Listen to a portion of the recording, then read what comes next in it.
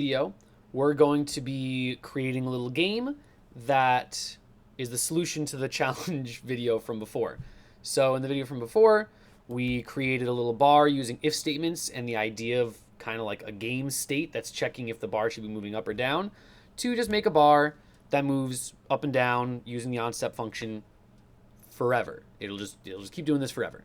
And what we want to do is make a game such that maybe you smack the space bar or something else, and either the bar stops, or maybe you just check to see if you're in that zone, and then you get a point for being in the zone, or you lose points for being outside of the zone. So that's what that is. And here's the skeleton code that we're starting with. And I'm just going to go ahead and save this as now the solution. And we're going to do a good old-fashioned solution video where I don't have the solution figured out beforehand, and you're just going to watch me figure it out. And I'm sorry for how long this video is going to take. So we have the video going. I think what I should set up first is the winner zone, which will be a rectangle at probably somewhere in the middle here. I'm thinking, what would this be? Let me move myself a little bit.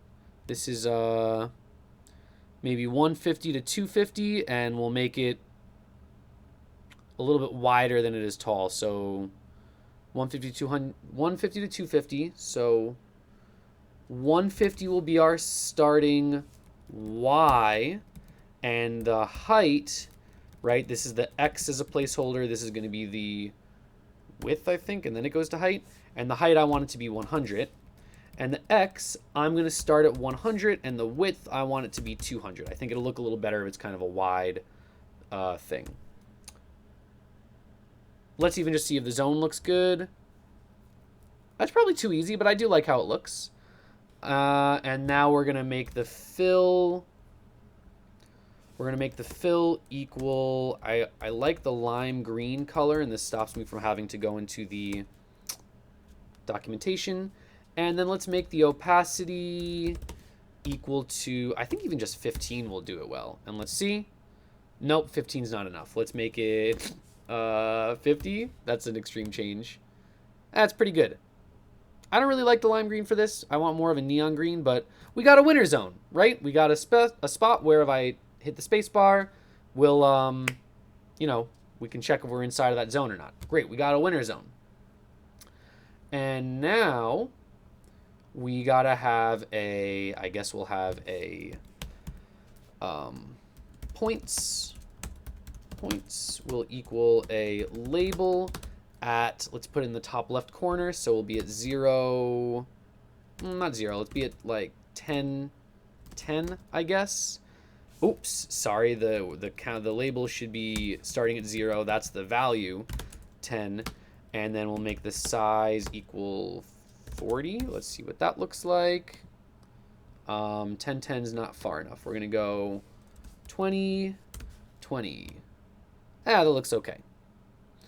All right, so we got a pointer counter in the top left. We got our bar moving back and forth. We got a winner zone. And now all we got to do, okay, there's two ways of doing this. And here's my thought process. We could just check to see if the top, we could do, what would it be?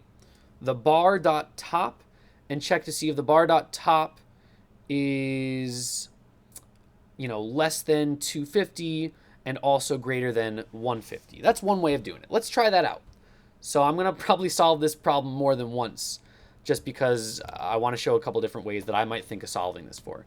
So we got the bar moving up and down. We're going to say on step, move the bar. And now we're going to have to create the def on key press function. We'll get a key from there, and we're going to check if the key equals space. I mean, I guess theoretically I could be just smacking any key, but whatever. If the key equals space, I'm now going to check if I'm using nested conditionals here, right? This if statement here is inside of that higher up if statement, which I think I did a video on that like a long time ago. If the bar dot top is less than, what was it? 250 here, right? 250. the bar dot top is less than 250, and at the same time the bar dot top is greater than 150, then we're going to score a point. Oh man, that's unfortunate. Well, you can hear our nice little announcements here in the middle of the video. This is Teacher Appreciation Day, so they're doing different little activities, but I'm here recording my videos.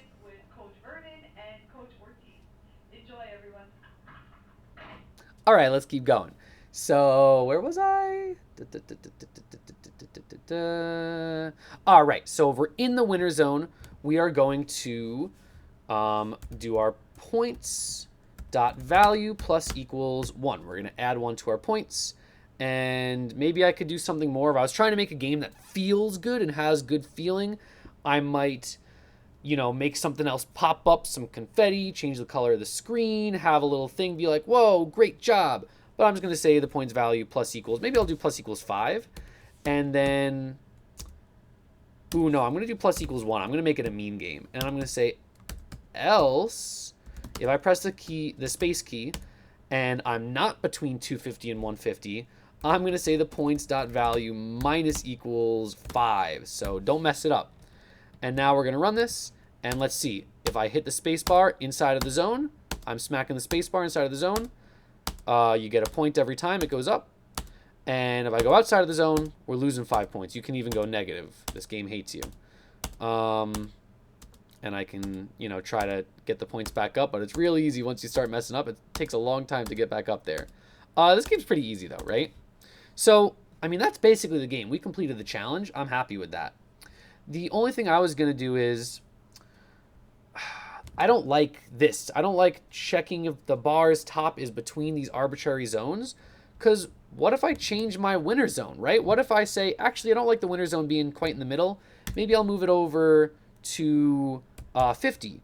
And now the winter zone is up over here, except if I press in the winter zone, it's no good. And I press it somewhere down in the middle here. Notice how my score is going up a little bit, right? Negative 15, negative 14, negative 13. Well, that's because I'm not checking if my bar is hitting the winter zone. I'm checking if it's between just 250 and 150, which I don't like, because what if I want to move my winter zone? So even though this is a solution to it, and that's great, and if you figure that out on your own, that's awesome. I'm going to make something maybe a little bit better. So let's make another part of the bar. I will call this the bar top. And here, this is going to be a tiny, tiny little line that is going to have, this is where the bar being a rectangle might actually be helpful, because I can't check how far to the left it is. I suppose I can just see from my mouse coordinates. Looks like it's 175 to 225. That makes sense. A width of 50, 25 on one side, 25 on another. Whatever. Don't act like you don't do easy math every now and again and you look for a stupider way to do it. So anyways, the bar top, we're going to have be at, what was it? We're at 200, so I guess 175. Sorry, it's going to be a line from 175, and we'll start at 400 to 225, 400. The bar top's going to be at 175, 400 to 225, 400. And I'm going to make the fill equal red, just so we can see it right now.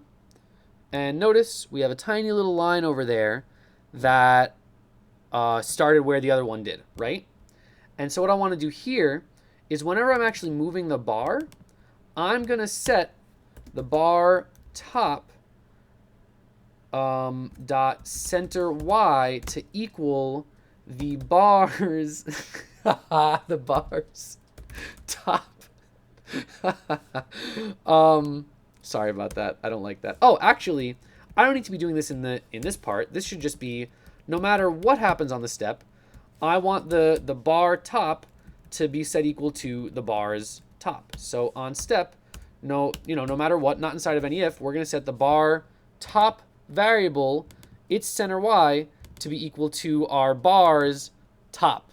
Maybe the name of this variable is not good because bar top and then I have a bar dot top is confusing, but I'm going to keep it because it made me laugh.